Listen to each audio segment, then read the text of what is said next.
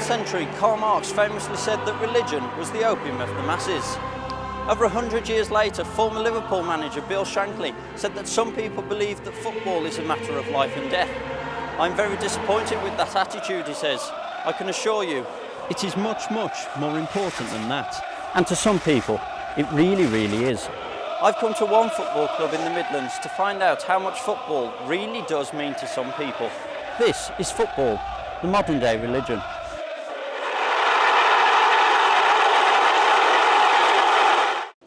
These fans, over 3,000 of them, are making the 300-mile round trip from the Midlands to the South Coast for a football match which will have little or no impact on the fortune of their team.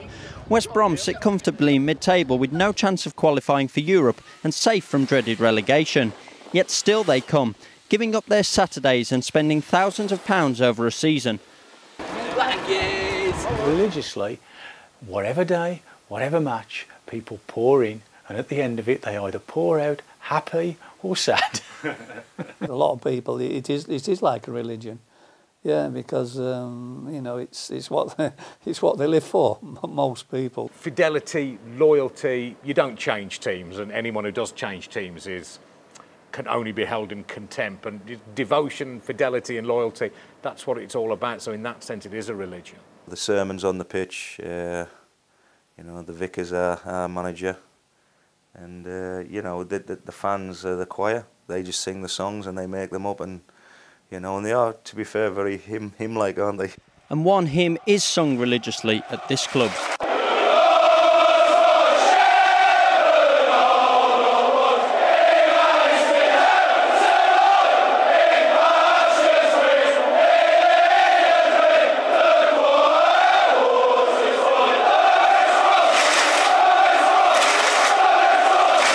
Psalm 23, The Lord's My Shepherd, is belted out at every game by West Brom fans and has become their anthem.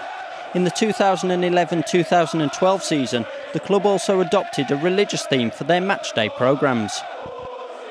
Whilst West Bromwich Albion may not be exceptional, like all football clubs, they can inspire irrational devotion from otherwise intelligent people, successful people, high-profile people. Well, at my worst, I really felt as if I was needing sort of psychiatric help because I was absolutely obsessing with it. You know, I couldn't, and I just couldn't cope. All I thought about all the time was the Albion. I'd wake up in the middle of the night worrying about the next game. If we won a game, you know, I'd have about 10 minutes joy before I started thinking about the next game. And it was more difficult for me because if we're doing badly, or indeed doing well, but if we're doing badly, everyone stops me in the street. You know, I live in West London. You know, everywhere I go, blokes in vans, old women at the shops, whatever, will go, "Oh, you're not doing so well, are you?" You know, you just can't forget it. You're reminded about it all the time. This is the FA Cup winners' medal that I won in 1968. Tony Brown is West Brom's all-time record goalscorer and is a hero to fans of all generations. He spent 2 whole decades at the club after signing his first professional contract at the age of just 15. It means everything to me. It's been my trade. It's been my job since I left school. You know, that is all I've known. To be fair, and so it means everything to me. It's just like. Yeah, I know that it's everything to the supporters as well, to be fair. I know they've got other jobs during the week, but I think football is their life. They look for every week. Every supporter looks forward to the following Saturday to the football to come round again, and it grabs you. As I said before, it's like a drug. It gets hold of you. It's into your blood. But Tony isn't the only former player who keeps the club close to his heart since retiring. Bob Taylor is often referred to as West Brom's last proper legend, yet he can now be found on the terraces amongst fellow supporters who still consider him a hero. Blokes, I mean, now to a certain extent, well, most extent, it was families, but it's women as well. They go, you see them at the Albion, shirts on, I've seen them on the coaches, I've stood by them in the terraces. They go to work all week, and then all they want to do is go and watch their beloved team play football. They want to see them win, or if they lose, they want to see them work hard and put up a good fight, a good show, and see the passion in the players' eyes. When we get beat, then that's probably the worst time because You know, they'll go out to the pub and then they'll go home, and it just wrecks their weekend, and they'll go in and have an argument with the wife, or the wife will come in and have an argument with the husband or whatever, you know what I mean? I can only describe it as a kind of love, actually, just with all that entails. It's like love with a long-standing partner where they exasperate you, you know, you hate them at times, you wish you'd never met them at times, you know, at other times you just think, I can't imagine life without them. So it's love for all the, you know, the path of it not running smoothly and so on. That's what it is, love, L-O-V-E. Some people's experience of the game is totally different to others. Dave Healy has been blind since the age of 10. But what's a match day like for him? Listening to people around the stadium, I can actually get a picture of how the game's going, who's playing well, who ain't playing well, you know, whether we're having a few bad chances, whether it's a bad day at the office, a good day at the office. It's amazing how that crowd can tell me a lot of things, because you can't see what's happening, but I tell you what, it's amazing when you're listening, or where I'm sitting, you know, depending on which end, you hear the Brummie Road, you know, that, whoa, yeah, whoa, whoa, and I'm thinking, I know exactly where that ball is and I know exactly what's going to happen in a minute. But Dave's passion for football is no different to that of any other fan. Yes, you accept the fact that a team is going to lose, or a team's going to win, or and times they draw. But if it doesn't affect you, you ain't much of a supporter, am you? Because, yeah, I do, you know, hear that 4:45, 5 o'clock, or whatever time of day it is, you know. And I, as I say, Chelsea won, Baggies none. You think, God, here we go, blimey, you know. And it does, it brings you down, doesn't it? And you're probably moping around for a couple of hours thinking this and that and the other. And I don't know why we do, Mark, because we can't change the result, can we? But it does get you, it does affect you. Let's put it this way, there's something the matter with you if you don't get excited over a game of football. I think we get attached simply because it's, as I said, it's our home team. You know, the Baggies is West Bromwich Albion. West Bromwich Albion represents the town, and, you know, we're born and bred in this town. And not all supporters are from West Bromwich, obviously. You know, we gather them worldwide, don't we? But as a West Brom born and bred, I think the team is very, very important. And when we get the right result, it lifts spirits. And regardless of who you are, what you are, if we beat, for argument's sake, if we went and beat Manchester United 5-3 again at some point, you know, I think the clouds would lift over West Bromwich. It'd be blue skies for a year. And that's what it does to people. And to devoted fans, football really is more than just a sport. The worst thing people say to me, they say, it's only a game. That kills me, that does, you know, because it's not just a game, it's people's way of life. It's the way they live their life revolves around football. You know, it's as simple as that. And you know, it's taken very seriously. They're Albion through and through. It's not like Manchester United. You get them from London and all of the. They're Midlands people. They're Black Country people in the main, and they love their football. They love the Albion, though, just like I do. When somebody says, "Oh, it's only a game of football," but you know, when you come back, say when we beat Liverpool 2-0, do you know? After the game, or after the commentary, should I say, I walked into the pub and go and have a drink with my mate, and that pub was buzzing, and all the talk was, blimey, we've beat them 2-0. Now, if it was buzzing in that pub, it was buzzing on the high street. If it's buzzing on the high street, it's buzzing in the library, the cafes, it's buzzing in lots of homes throughout West Brom, and, you know, through supporters. So I do think that, you know, whether it's the be-all and end-all, I don't know. But football gives people a genuine buzz. And if our team wins, you walk around with a smile on your face and you can walk into any place you want to, and the banter's great when you've won in it. If somebody says, look, it's just a game of football, then they just simply don't understand. They're to be pitied. Don't get angry with them. Just leave them alone in their ignorance. You know, there's so much more to it than that. There's just, you know, there's years of your life and your family's life and your parents and your grandparents and all the people, the family you share it with, you know, week in, week out. And I love watching football in my job because I don't have to leave my fingerprints in the side of the seat. But in terms of what the Albion means to me, I mean, I can't say it's not a part of my life that means a lot. It's just, it sort of is my life, and it runs through every aspect of it. Every relationship I have, for better or for worse, is somehow connected with football, even if it's you know, even if it's with a loved one who is not into football, they'll know about my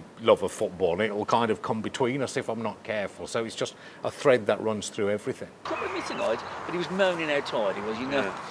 And so, Supporters Club Secretary Alan Cleverly knows the club's players, old and new, the club's history and heritage, and the funny side of being a fan, as well as how seriously people take it. The West Bromwich area, Sandwell, is not the best area in the country. It's high unemployment, and if their team can win on the Saturday, it does relieve some of the boredom of life, and I can understand that. It gives them a sense of belonging to something, and I think that is, in football, a sense of identity. And I'm not talking about what we call glory hunters who will become fans of Man United or somebody who've never actually seen them play other than on television, and they're attached because of the fact that these teams win a lot. The ordinary fan that supports his ordinary local football team, it is almost like a religion, and it's a sense of belonging in the local community. And that is why some people get so passionate about, if a defeat happens on a Saturday, it takes the whole week to get back again.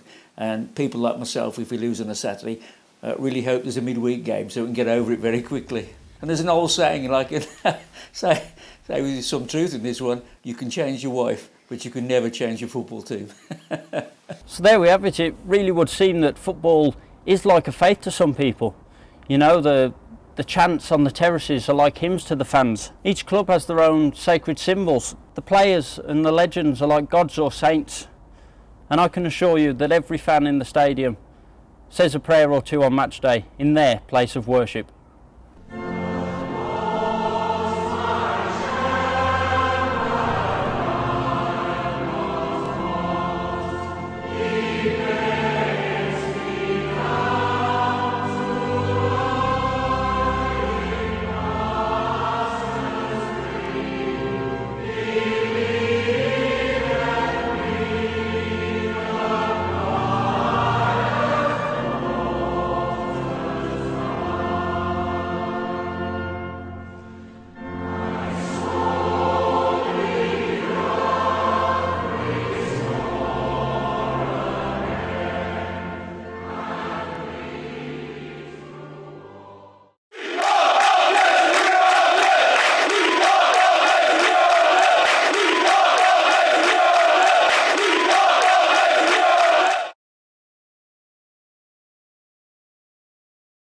I know you're a man full of all sorts of knowledge when it comes to the Beggars. Yes. Reel off a few of your favourite facts about the club. Favourite facts? Well, we're the first team ever to top the Football League. In 1888, our first game ever was away at the Victoria Ground at Stoke, and we won 2-0. And the first team ever to top the Football League. We were the first English team in the World Cup final, again 1888. We'd won the Cup the previous season, and we were invited to take part in the World Cup final, 1888, long before some of these clubs even existed. We did the double in 1931 of the Cup and promotion, only team ever to have done it in the history of football. And also, something that no one can ever take away from you, we are the highest club in the league. We are the highest professional football club in Great Britain at 551 feet above sea level. So no one can knock us off the top. In 1886, Albion reached its first cup final. Our normal games were played either in Dartmouth Park or Cooper's Lane. Well, the changing rooms were in the pub, that'd be great for everybody, called the Plough and Harrow, and simply the lady kept a throstle in a cage. And it seemed to the team at that particular time, and we were very successful, that if the bird was singing when we ran out, we won, which gives you the great impression of somebody poking a stick into the cage as the players ran out. 1886 we got to our first cup final. Players went off in good spirits down to the Oval in London, and we went there, played Blackburn Rovers, and eventually after a replay we lost 2-0. And when the players got back to the Plough and Harrow, they found to their horror that at 3 o'clock on the Saturday, as the cup final was kicking off at the Oval, the bird had dropped dead. So now it's nothing to do with the players anymore. It's superstition, you see. They blame the bird. If he hadn't died, we would have won the cup. Well, fine, lads. You've got the chance to do it the following year. We get down to the Oval again. This time the opposition's a bit stronger. It's Aston Villa. On the Thursday at the Plough and Harrow, the players are packing up the horse and cart. Now that gives you an idea how long ago we're talking about. To take the kit to Snowhill in Birmingham to be taken down to Paddington in London, again at the Oval, the cup final. And as they're loading up the cart on the Thursday afternoon, a player rushes from the pub with the awful news that the new Throstle has dropped dead. And the players go off to London in very bad spirits. And I don't care what sport you play, if you don't think you're going to win, you won't. And we get thumped 3-0. And I still bear the scars of that, losing to the Villa 3-0 in the cup final, disgusting. Anyway, to push on. The following year, we get there, the first team to get there 3 years in a row. And it's also, interestingly enough, the final cup final at the Oval. It's the first cup final that the gates were closed because too many people turned up. And I'm also informed that most of Albion supporters walked it all the way to London. Well, this year, we're playing Preston North End, the Invincibles. They've gone through a whole season and they haven't lost a match. They are so sure that they're going to win this FA Cup. They're on the morning of the match. They approached the referee and said, look, we need the photographs for the evening press of us with the cup. Now, if we get changed, can we have the photographs done on the Saturday morning? The referee's reply, some of it's not printable, but basically what he said was, you should win it first. That's fine, great, but back in West Bromwich, most importantly of all, the lady who ran the pub has now sorted the problem of the Throstle. She has the pub full of cages with dozens of birds in the place. And short of a gas attack on the pub, nothing's going to go wrong at that end. And at the cup final end, down at the Oval, their last ever cup final played at the Oval, Albion beat Preston 2-1 and Spry Woodall gets the winning goal. And after that, the club and the Throstle were inseparable. And when we moved to the Hawthorns in the early part of the 20th century, it became the official emblem of the club.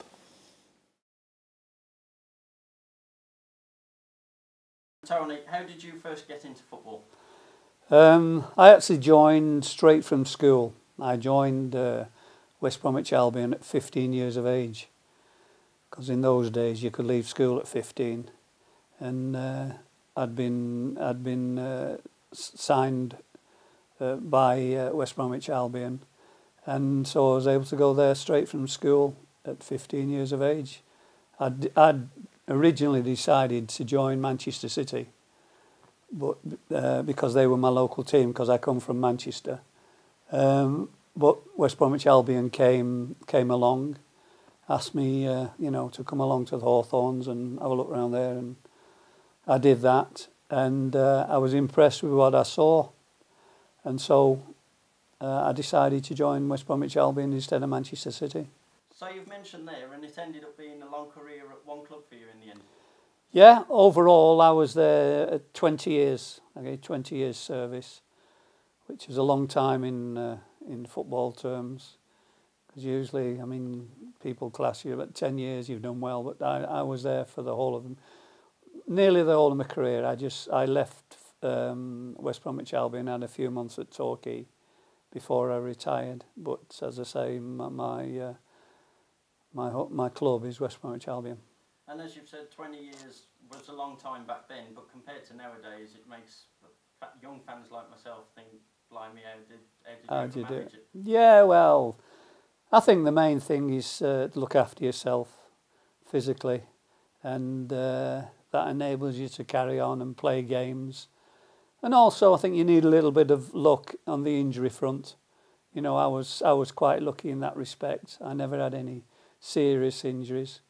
I had some minor ones that kept me out for, maybe 2 or 3 weeks or something like that. But nothing really serious that I had a long spell out. So that helped me.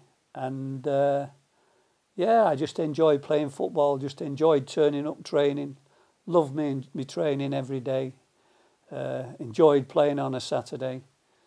Then, as I say, the following week couldn't get to the training ground quick enough to train again. And my whole life was, I just love the game of football, and that's all I ever wanted to do. As a schoolboy, my whole schoolboy days were I just dreamt of being a professional footballer, and fortunately it came to fruition. I was one of the lucky lads that it came, as I say, it came to that, and I just made the most of it. And as you've already said, you're not originally from around the local area. But no. Because of how long you spent, not just in the local area, but with the same club, you couldn't help but get attached in the end. Oh no, no, this is my club, West Bromwich Albion. I think when you've played for a club for that long, 20 years, you just, you know, you're there, it's bred into you. You're part of this. I was part of the setup, really. At the end of the day, I was, you know, because I'd just gone in there every day of my life, nearly, you know, done the same things, got involved with the supporters, you know, gone to hundreds and hundreds of supporters meetings. Got on well with supporters, had a good rapport with them, and as I say, it just evolved like that, and so there's only one club for me. I mean, as a schoolboy, I supported Manchester United, but when I joined West Bromwich Albion, that went through the window, and you know, I was a baggy after that, and still am, and as I say, never miss a game now. I had to focus all my efforts and concentration on just making the grade in the early days, just you know, because I had signed on originally as a apprentice professional, as you call them then, and then when you got to 17, you could join as a professional if you'd earned it, if you'd done well enough. And so my main aim as a youngster from 15 to 17 was to do the best I could, be dedicated to what I did, you know. And in that respect, you have to give a lot of your life up. You know, you can't just be like the ordinary lad who goes out and has a few pints and all that. That didn't come into my way of thinking. I just wanted to make it as a professional footballer, and I did that. And as I say, it just went on from there. And I had quite a lot of success with West Bromwich Albion. You know, we won trophies and cups, and so that's an added bonus. Because you mentioned those cups and trophies there. As a player, you did have many highs, but there were also a few lows. Oh, quite a few lows. Yeah, I'm going to say it wasn't all plain sailing. You know, I've had, you know, I've lost in two cup finals at Wembley, League Cup finals, and that was really bad. You know, it's hard to explain how bad it is. You get so near, so close, and then you don't win it. It's you know, and I've also lost in semi-finals, and sometimes that's even worse, because when you lose in the semi-final, you're not able to play in the final. You know what I mean? If you do get to the final and you lose, at least you've been to Wembley, and yeah, then you know. And we had 1 year we got relegated in the you know, in the 70s, early 70s, and that was probably one of the worst experiences of my life. You know, because you've been part of the team, the setup, they're taking the club down into the second tier of football, which is, you know, it's not very good, because, you know, Albion always been a top tier club from then, you know, problems. And that was a spell that, you know, I tried to erase from my mind. It was, you know, it was that bad. But we got there. A couple of years later, we got back in the big time, as I call it. And played with two wonderful teams. I played with two in two eras. You see, I played in the 60s and I played in the 70s, and in that spell, I played with two wonderful footballing sides. You know, and that was really enjoyable. You mentioned about those negative memories there that you always try and push to the back of your mind or erase totally, and they always manage to creep back in. But the good memories always outweigh the bad memories. Oh, without a doubt, yeah. You know, because to be honest, as I said, when I was a schoolboy and I wanted to be a professional footballer, the two things I wanted to do in football was I wanted to play for my country, and I also wanted to play in an FA Cup final at Wembley. And luckily, I achieved both of those. And I played in the cup final in 1968 against Everton, and we won as well, which is a fantastic bonus, you know. And to have a cup winners medal is the greatest thing in my life, except for marrying my wife. You know, I have to say that. But the next best thing was winning the FA Cup. It was a fantastic achievement, with, as I say, with a wonderful team. This is the FA Cup winners medal that I won in 1968 at Wembley when we beat Everton 1-0 with a goal by Jeff Astle, Super Jeff Astle. He was called the King, and it was probably the best day of my footballing career. And as I say, I represented my country as well. This is the one cap that I was fortunate to win, playing for England at Wembley against Wales. Wasn't the best of games, it was a 0-0 bore, but at least I can say I played for my country, and that's, as I say, that's another ambition that I achieved. And I'm proud, proud to have it. So the two things I wanted to do as a schoolboy came true. So it was, it was fantastic. Since retiring from the game, though, you've stayed very close to the sport and very close to the club that, as we've already mentioned, you were attached to for so many years. Yeah, that's right. Yeah, it was in my blood. It's. I remember Ron Atkinson and Johnny Giles, the managers, saying because of my service and what I did for the club, they should put a statue in West Bromwich for you, and all this, which is nice for people to say that, and they appreciate what you've done for the club. And even when I stopped playing football, I still went to the games, watched the team. When I first finished, I would just go in the crowd with the Albion supporters and watch the team.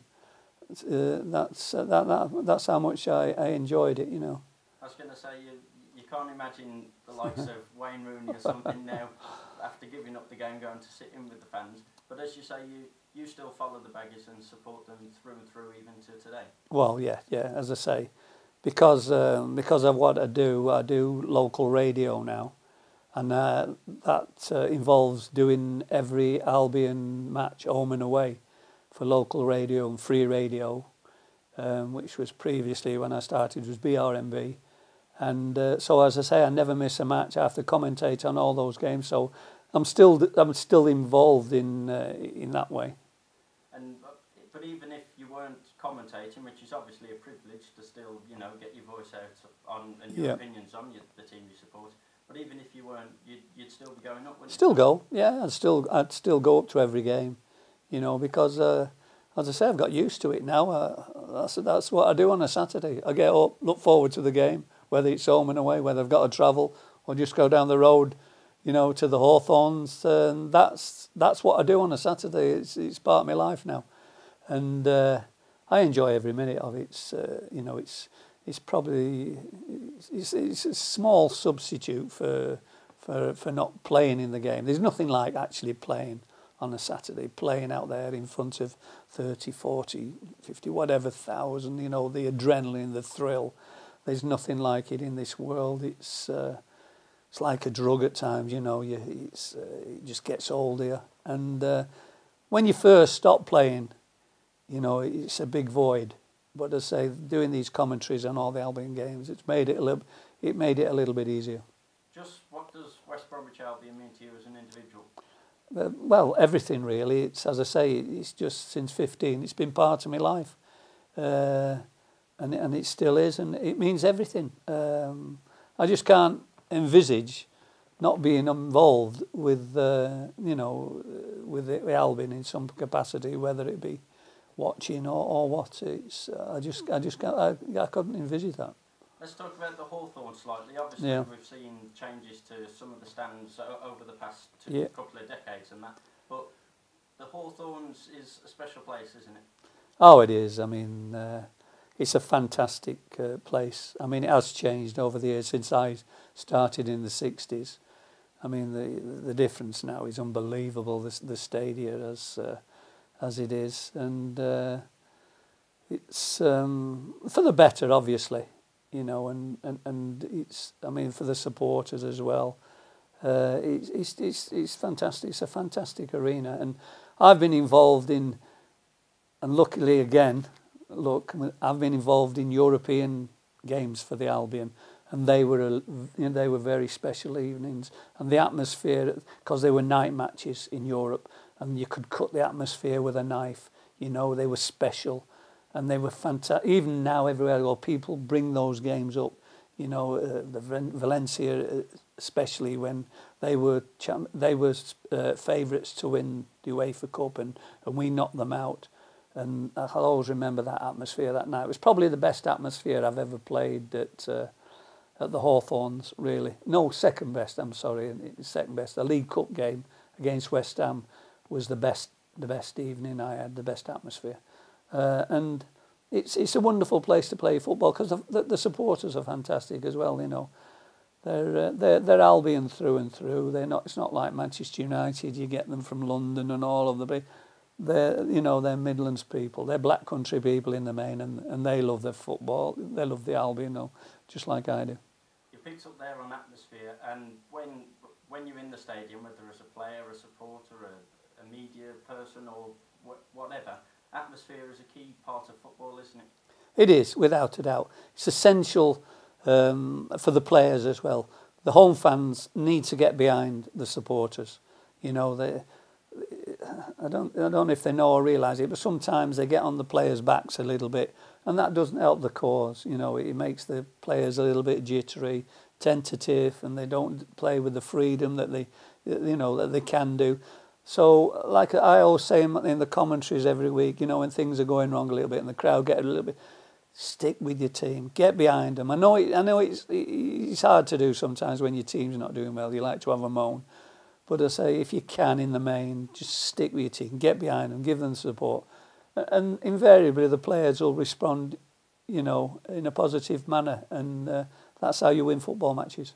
You are seen as a god to many people, aren't you? Yes, I know. I know what you mean.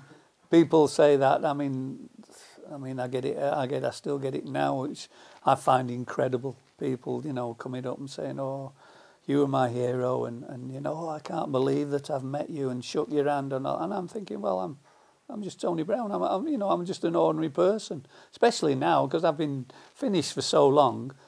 But you know, and yet to get people still coming up and saying, you know, we revere you. It's, you know, we can't believe it. It's made our day. It's made our week.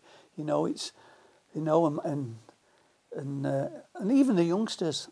Which even amazes me more because the youngsters who never saw me play, you know, and they'll say, "Oh, I'm ever so pleased to meet you because my dad's told you about." Or it could be in the main, my granddad's told.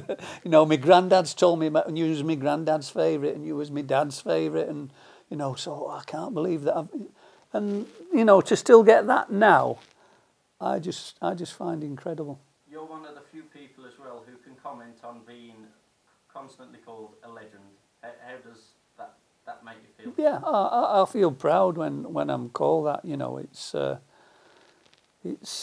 big word, legend. You know what I mean? There's a lot of meaning behind it, and it's to be classed as somebody that people have revered, and you've done something special in the game of football for your club. You know, and then they class you as a legend. It's you know, it's I just can't explain it really. Sometimes I just can't get my head around it because, like I said before, I just feel like any normal person, you know, and to get this adulation, it's sometimes I find a little bit overpowering, really. As you say, it's been a few decades now since you last played the game. Yeah. But still, even to today, I mean, you had your star on the walk of. In Broad Street, yeah, they had the star on the Walk of Fame, yeah, which was fantastic. I was made a freeman of the borough of Sandwell as well, which was fantastic. So, you know, to get these accolades, but like I say to everybody, for me, it's just I find it that it's nice because people appreciated what I did for West Bromwich Albion. You know, sometimes some players don't get the recognition after, but you know, I did, and people remember, and I got the recognition, and you know, I find that most pleasing. Boing boing Albion, brilliant. Obviously, when you went into your professional career, you turned into a prolific striker. If you can just talk us through your time at West Bromwich Albion. Well, I mean, as I said, leaving Bristol City, the first time I came to West Brom, obviously for talks with Bobby Gould, I didn't have a clue where West Brom was. I just, when I do Q&As, I say I used to live at Weston-super-Mare, which is junction 21 on the M5, and West Brom's junction 1, so I was 20 junctions away, that's all I knew, in a straight line. So I didn't have to, go off on the M42 or the M40 or any place like that. It was just straight up the M5, so I knew where I was going in that respect. And yeah, I think that's how it all started. And then with Bobby, it was just done within a few hours. And I went home, and then when I came back the next day on the Thursday, I signed, and it was just a fresh start for me from the time at Bristol City. I mean, I say prior to that, my mum died in the November, and obviously I signed for the Albion. I think it was in the February.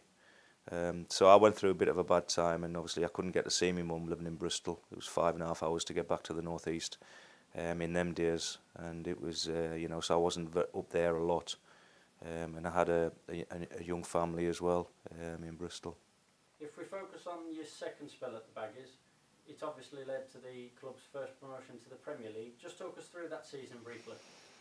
Well, let's see. I mean, obviously, we had a great season the season before, getting to the playoff semi-finals against one of my old clubs, Bolton Wanderers. Excuse me. So, but the weird thing about the next season was, we weren't starting as a kind of favourites or, one of the teams that's going to be up there. The bookies always had us for going down, getting relegated again. And so, as I said, we just took that on board. We did a very hard pre-season, as we always did under Gary Megson. And, yeah, it just went great. Well, it didn't start off great because I missed the first penalty of the season. And I think that's where, we must have missed 9 or 10 penalties that season.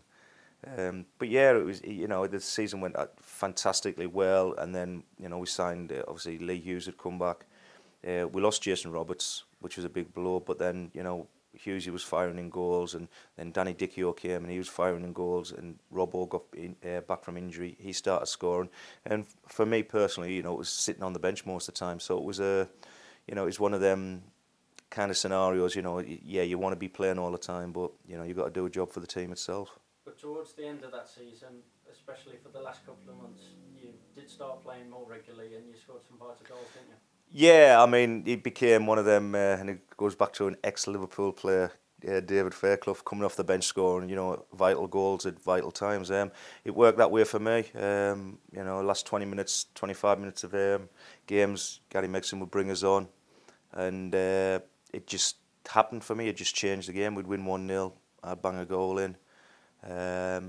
Affect the game somehow, and but the thing as well with it was we were trying to catch the Wolves, so we were taking one game at a time. We weren't looking to 2 or 3 games in advance. We were always looking that one game and win that one game, and move on to the next game. We'll come back to specific instances for those last few games in a short while, but obviously you spent many years at the Baggies in total, so you've said about not fully supporting the club, but by this time you must have been starting to feel the proper affection for the club.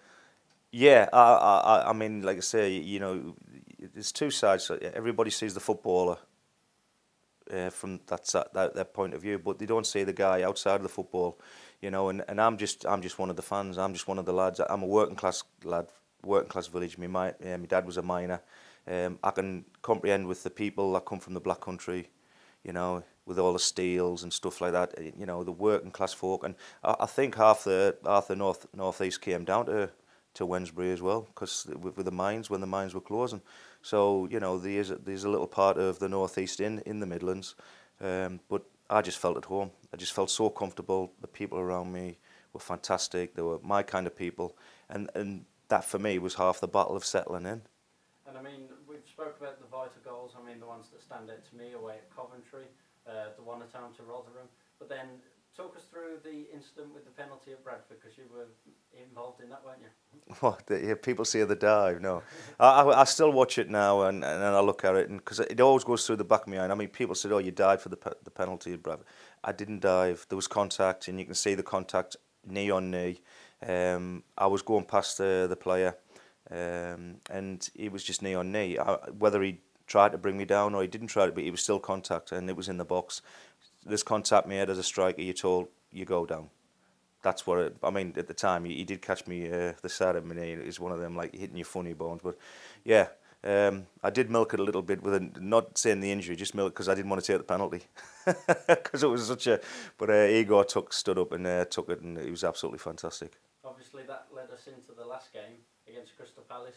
The day the club won promotion back to the Premier League, and you scored the goal that got them there. How much did that mean to you? Not just to get promoted, but to score the goal that took them there? It was weird because it was a scenario leading into that week. I mean, even after the Bradford game, we weren't saying, right, that's it, we're promoted. You know, we had one game to play. Wolves had a game to play. We had to better what Wolves did. So you never know going into the last game. Crystal Palace had nothing riding on the game, but yet they could still have stuck a spanner in the works.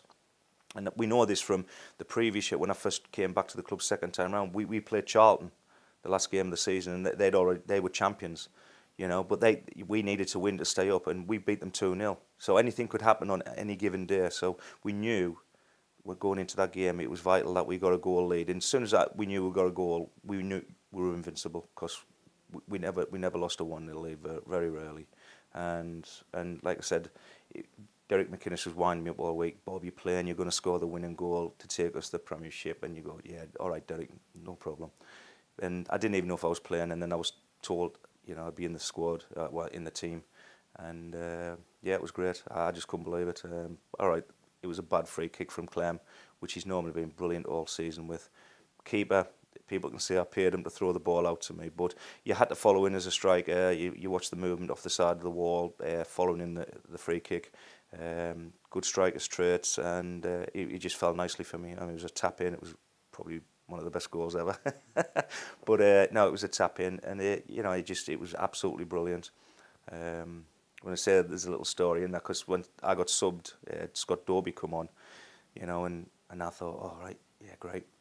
Dobes is going clean through, and everybody's go on, Dobes, go on, and I'm going, please miss, because I wanted to be, you know, you said, to score the winning goal to take us into the Premiership. So a bit selfish stuff from that point of view, but you know, it's hey ho, that's football. But to get promoted as a player is special, but try and emphasise just how much it meant because it was with the Baggies. So you've got well, you say the whole day itself. I remember 21st of April 2002. 21st of April is the Queen's birthday, but it's also my daughter's birthday, and she was in the stands watching me, and she came on the pitch with me at the end of the game. So I was chuffed to bits from that point of view. She was there. You know, it was something that she'll always remember now.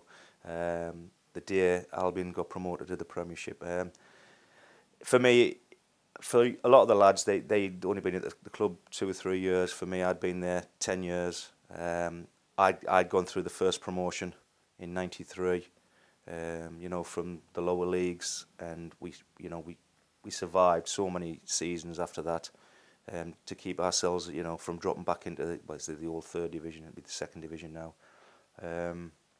So for me, first year getting promotion, my last season at the club, or penultimate season at the club, getting promotion to the Premiership where everybody wants to play, and I'm just happy that, you know, I've done it from one point of view, and I went to the other. So my circle's come full, so I was happy about that. But since retiring from football as well, you've stuck not just with the game, but with the club as well in terms of supporting, haven't you? Yeah, I mean, like I said earlier, I'm just one of the lads, one of the fans. You know, I'm part of them now. I look through their eyes now, rather than them looking through to see me on that football pitch. I'm looking like they do now, and I'm supporting the team, and I get frustrated with the team as well. But I can see it from both points of view because I've been there. You know, I've been on that pitch, I've been in the dressing room, and having to do the extra trainings or come in on a Sunday and stuff. I've done all that. People don't get to see that side of it. You know, I know football's changed a lot now. Some of the clubs or some of the players are very pampered, and they get spoilt a little bit more than what we used to. But that's the way football's moved on. Unlike some players, though, you mix with the fans, don't you? Why is that? And can you explain how the fans are with you? They accept me as one of their own. I'm adopted now. You know, people, you know, from the northeast. I am from the northeast. That's where I was born, but I live here now. I'm adopted Black Country. I'm one of the fans. I'm one of the Black Country people. I love it. Like I said, I feel welcome. I've made my home here. I'll probably live here, God knows, till wherever. I just love it. I'm so comfortable, and they just accept me as one of their own.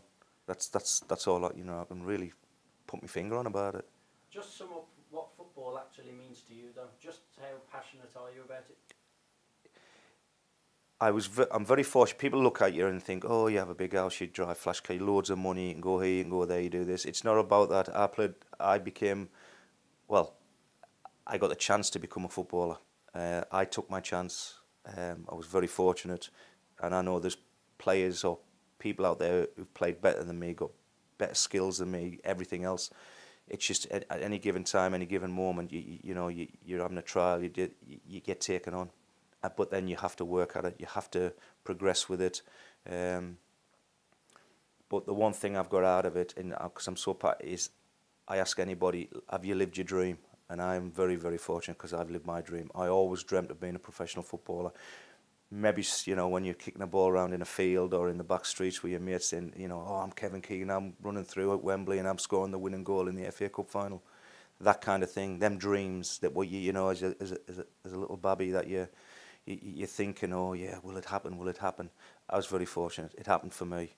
Not in an FA Cup final, but, maybe it's like I say, that date, 21st of April, was a final for us. It was my FA Cup final, and score a winning goal in front of the Brummie Road and the home fans. That's what it means to me. That's how passionate I am about it. You've seen it from both sides. You've been on the pitch when there's 20, 30,000 of them singing, but you've also been on the terraces with them. Just sum up the fans. Sum up the fans, bloody hell. I just, like I said, they're just like being your best mate. If they, if they can see you giving your all, whether you're having the worst game of your life, but as long as you're giving 100%, them Albion fans will back you to the hilt all the time, no matter what. If they can see that passion and that drive in you, that you want to do well for them, they will back you all the way. And I've always tried to do that when I played football. Yes, I've had bad games. I haven't scored. I've missed sitters. But they've always backed you up. They've always, because they can. Whether I don't know. They see it in you that, he'll give 110%. He will never say die. No matter what, if we're getting beat 5-0 or we're winning 5-0, he'll still drive on. I hope I was that player, what they say I was. But maybe, people say, well, oh, it's the goals, he scored loads of goals. I don't want to, just be remembered for goals. I want to be remembered for being a hard-working player who played for his team, always had the team. And I say I have the fans at heart as well. I'm just one of them. Players come and go, managers come and go, chairmen come and go. There's one constant at any football club, and they're there every year, and it's the fans. They are the football club. That's what keeps a football club running, the fans, and they are the football club for me. And I mean, that's the only way I can sum the fans up for me. It is, honestly, they are the football club.